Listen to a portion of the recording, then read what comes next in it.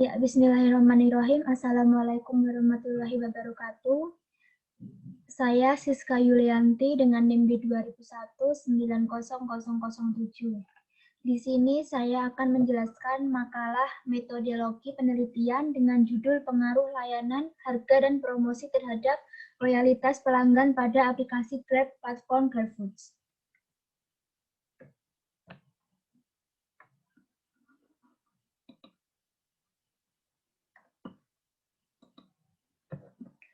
Poin A, latar belakang. Dunia pemasaran saat ini terus berkembang dan berubah dari konsep pemasaran tradisional menuju konsep pemasaran modern. Pelaku bisnis dituntut harus selalu mengetahui perubahan-perubahan yang terjadi pada pasar dan mampu menciptakan ide-ide yang kreatif agar produk yang ditawarkan dapat menarik perhatian konsumen. Sehingga apa yang diinginkan oleh konsumen dapat dipenuhi dengan baik dan sesuai dengan kebutuhan konsumen. Kemudian, sesuai dengan perkembangan zaman saat ini, yang serba menggunakan perangkat mobile, semua aktivitas jual beli dapat dilakukan dengan mudah. Pada 3 tahun belakangan ini, Indonesia dimasuki beberapa bisnis online. Jenis baru berbasis aplikasi mobil smartphone. Salah satunya adalah Grab. Bisnis tersebut menawarkan jasa transportasi penumpang dengan aplikasi smartphone, serta menawarkan harga yang lebih murah dibandingkan dengan transportasi konvensional. Salah satu perusahaan yang bergerak dalam usaha layanan transportasi online adalah PT Grab. Berawal dari layanan transportasi, kini perusahaan tersebut telah mempunyai layanan lain seperti jasa pengantar makanan atau yang sering disebut dengan layanan GrabFood.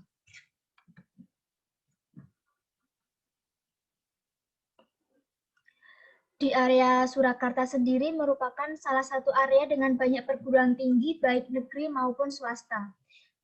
Hal ini sangat menarik minat mahasiswa luar daerah untuk kos, tinggal di rumah kontrakan atau di asrama, karena tidak memungkinkan bagi mahasiswa untuk menempuh perjalanan pulang pergi dalam satu hari.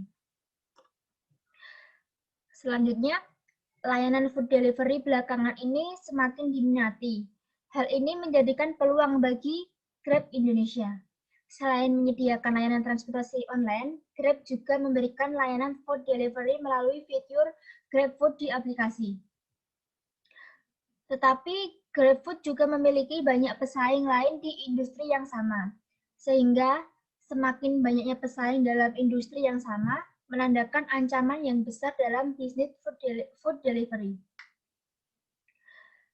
Banyak penelitian yang menganggap bahwa GrabFood Indonesia belum bisa memperoleh loyalitas yang tinggi di masyarakat Indonesia, sehingga masyarakat memilih layanan food delivery lain untuk memesan dan mengantar makanan mereka.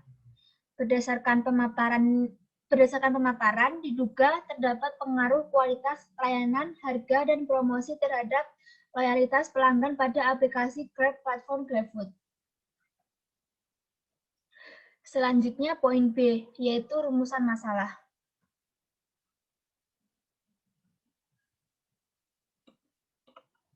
Berdasarkan latar belakang tersebut, maka diperoleh beberapa rumusan masalah sebagai berikut.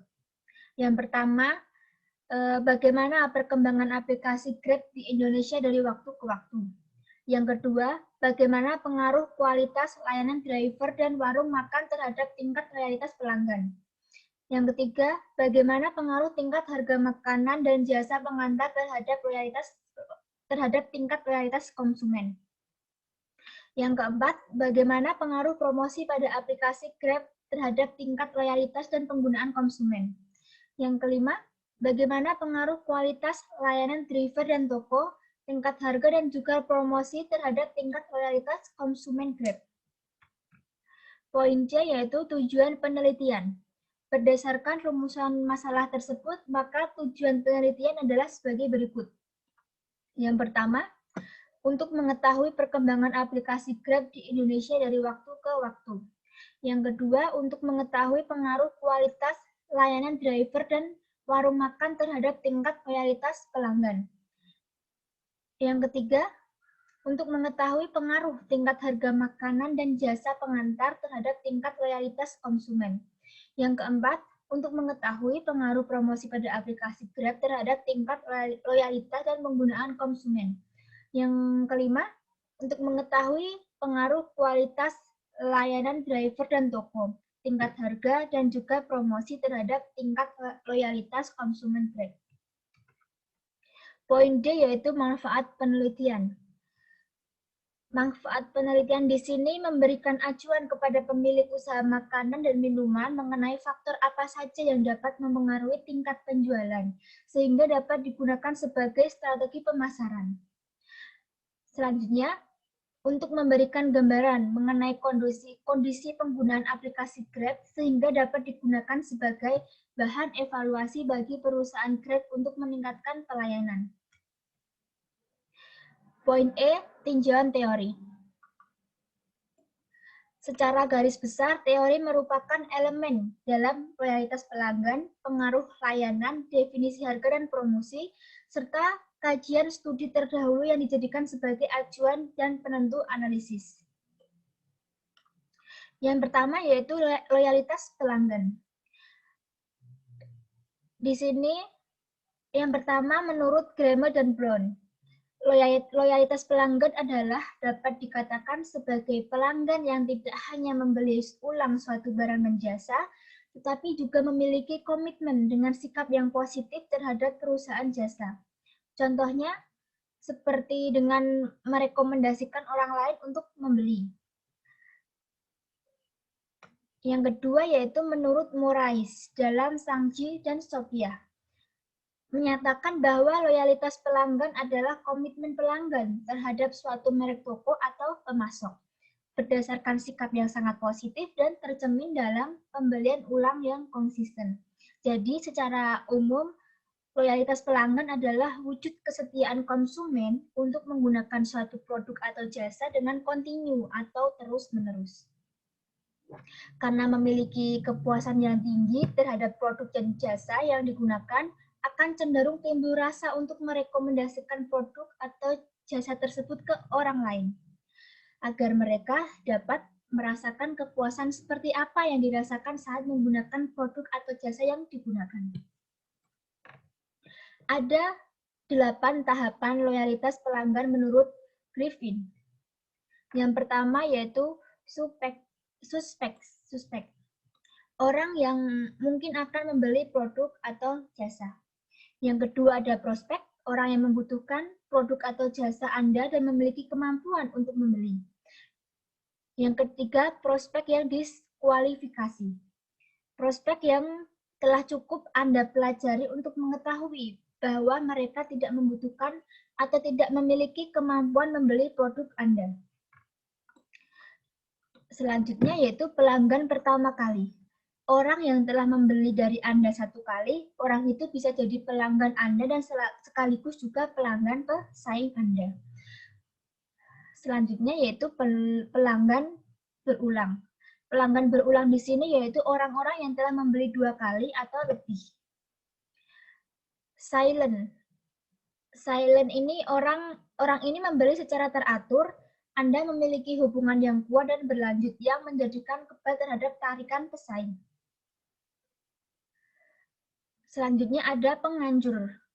Penganjur ini seperti klien, pendukung membeli apapun yang Anda jual dan dapat ia gunakan serta membelinya secara teratur. Tetapi penganjur juga mendorong orang lain untuk membeli dari Anda. Ia membicarakan Anda, melakukan pemasaran bagi Anda dan membawa pelanggan kepada Anda.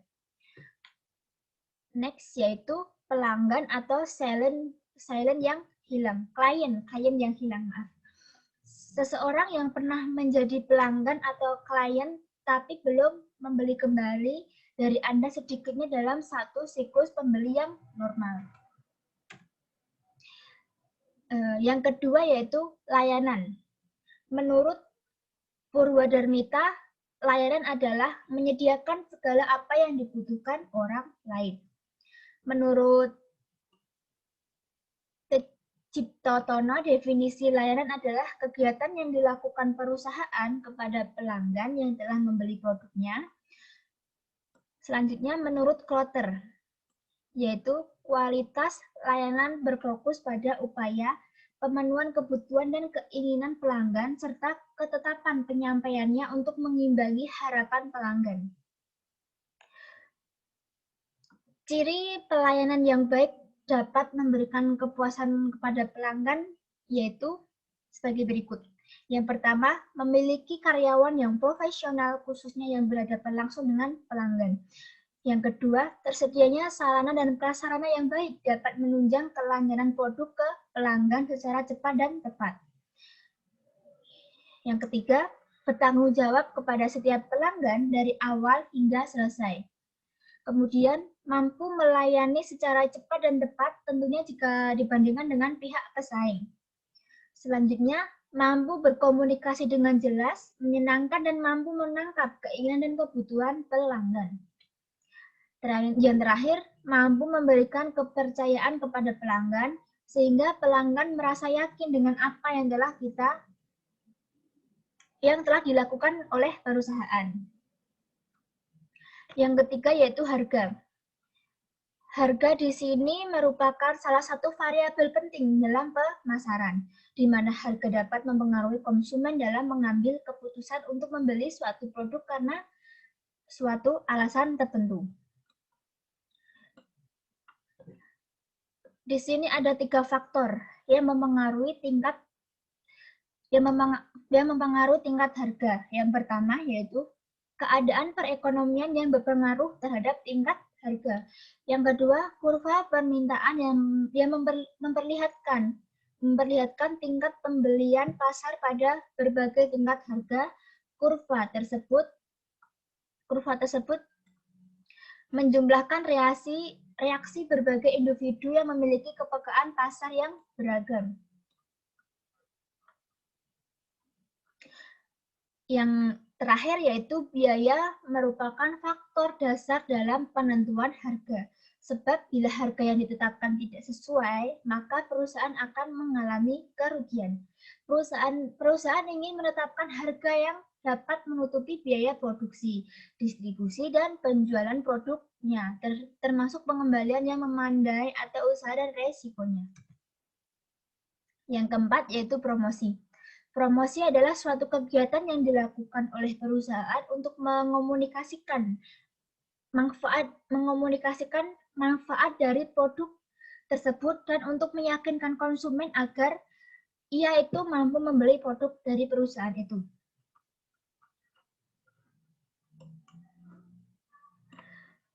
Adapun tujuan promosi berdasarkan rangkuman dari berbagai sumber adalah untuk menyebarluaskan informasi suatu produk kepada calon konsumen yang potensial. Yang kedua, untuk mendapatkan konsumen baru dan untuk menjaga loyalitas konsumen tersebut.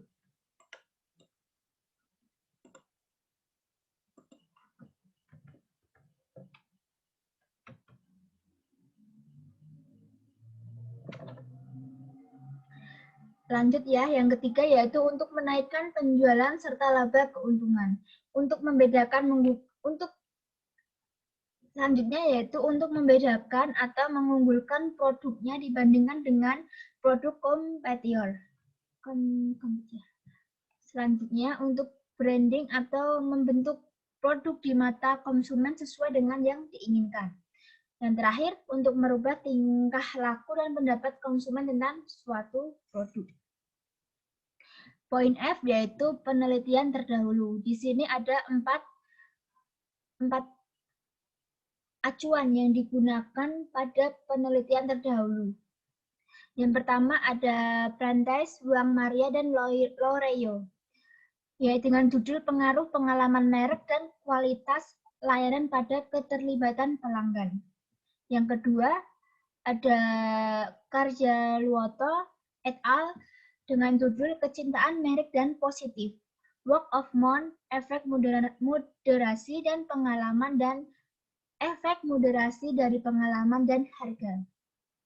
Yang ketiga ada Nurhayati dan Nurhalimah dengan judul Pengaruh Kualitas Pelayanan dan Kepuasan Pelanggan Terhadap Pembelian Ulang. Yang keempat yaitu Albert dan Merunka dengan judul Perasaan Cinta Menuju Merek, Konsep dan Pengukuran. Selanjutnya yaitu metodologi penelitian. Yang pertama, jenis penelitian. Penelitian ini termasuk dalam penelitian kuantitatif, yaitu suatu jenis penelitian yang sistematis, terstruktur, tersusun dari awal hingga akhir, sehingga riset ini memiliki kecenderungan untuk menggunakan teknik analisis angka-angka secara statistik dan statistika. Dalam penelitian ini, dalam penelitian kuantitatif, metode pengumpulan data menggunakan populasi dan sampel. Yang kedua yaitu populasi dan sampel. Populasi. Secara umum, populasi didefinisikan sebagai keseluruhan objek atau subjek yang akan diteliti. Populasi merupakan wilayah generalisasi yang terdiri dari objek atau subjek yang mempunyai kualitas dan karakteristik tertentu yang ditetapkan oleh peneliti untuk dipelajari dan kemudian ditarik kesimpulannya. Populasi bukan hanya orang, tetapi objek dan benda-benda alam lainnya. Populasi juga bukan sekedar jumlah yang ada pada objek atau subjek yang dipelajari, tetapi meliputi seluruh karakteristik yang dimiliki oleh subjek atau objek tersebut. Populasi dalam penelitian ini yaitu mahasiswa aktif yang terdaftar di Universitas Muhammadiyah Surakarta. Yang ketiga yaitu sampling. Sampling. Dengan menggunakan sampel acak atau random sampling, yaitu teknik pengambilan sampel yang setiap anggota populasinya memiliki kesempatan sama untuk menjadi anggota sampel. Yang keempat, ada variabel penelitian. Variabel departemen Y, loyalitas pelanggan. Variabel independen itu layanan, harga, dan promosi. Selanjutnya yaitu sumber data. Sumber data dalam penelitian ini adalah data primer.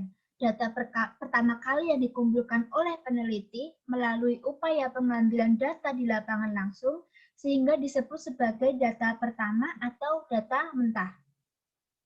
Data primer ini biasanya dapat mengontrol atau menentukan kualitas penelitian tersebut. Selanjutnya yaitu pengumpulan data.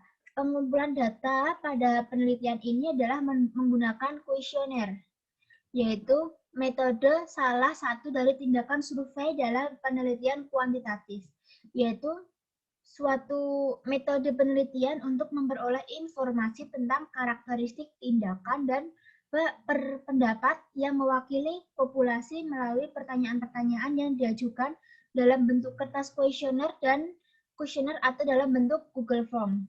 Sehingga peneliti tidak berupaya memberikan perlakuan khusus terhadap variabel dalam penelitian tersebut. Yang ketujuh yaitu teknik analisis data. Pertama ada uji instrumen, uji validasi, dan reliabilitas. Uji validasi ya digunakan untuk mengukur sah atau valid tidaknya suatu kuesioner. Suatu kuesioner dikatakan valid jika pertanyaannya pada kuesioner mampu untuk mengungkapkan sesuatu yang akan diukur oleh kuesioner tersebut. Suatu tes dapat dikatakan memiliki validitas yang tinggi jika tes tersebut menjalankan fungsi ukurnya atau memberikan hasil ukur yang tepat dan akurat.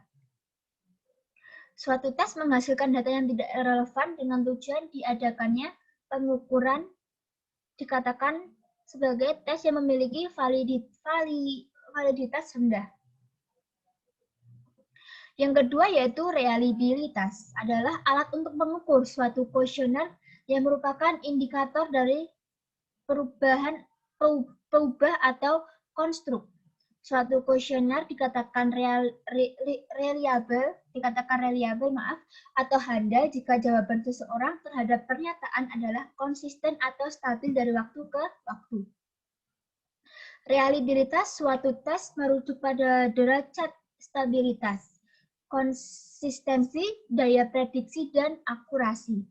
Pengukuran yang memiliki reliabilitas yang tinggi adalah pengukuran yang dapat menghasilkan daya yang reliable. Selanjutnya ada uji asumsi klasik, yaitu uji normalitas, multikolinearitas, dan heteroskedastisitas. Yang pertama yaitu uji normalitas dilakukan untuk menguji apakah pada suatu model regresi suatu variabel independen dan variabel dependen ataupun keduanya mempunyai distribusi normal atau tidak normal. Pengujian multikolinearitas bertujuan untuk mengetahui apakah model regresi ditemukan adanya korelasi antar variabel independen atau variabel bebas. Dan yang ketiga yaitu uji heteroskedastisitas ini untuk melakukan uji apakah pada suatu model regresi terjadi ketidaknyamanan variabel dari residual dalam satu pengamatan ke pengamatan dari satu pengamatan ke pengamanan lainnya. Selanjutnya yaitu ada uji hipotesis, yaitu uji analisis regresi. Untuk menguji kebenaran suatu pernyataan secara statistik dan menarik kesimpulan apakah menerima atau menolak pernyataan tersebut. Pernyataan ataupun asumsi sementara yang dibuat untuk diuji kebenarannya tersebut dinamakan dengan hipotesis atau hipotesa. Selanjutnya ada model praduga atau uji T, uji F, dan uji R kuadrat. Uji T digunakan untuk menguji secara parsial masing-masing variabel. Hasil uji T dapat dilihat pada tabel koefisien pada kolom signifikan. Uji F digunakan untuk mengetahui pengaruh variabel bebas secara bersama-sama, simultan, terhadap variabel terikat. Signifikan itu berarti hubungan yang terjadi dapat berlaku untuk populasi. Ujian ini bertujuan untuk menentukan proporsi atau persentase total variasi dalam variabel terikat yang diterangkan oleh variabel bebas. Oke, itu tadi presentasi yang dapat saya sampaikan yang berkaitan dengan makalah saya. Sekian dan terima kasih. Wassalamualaikum warahmatullahi wabarakatuh.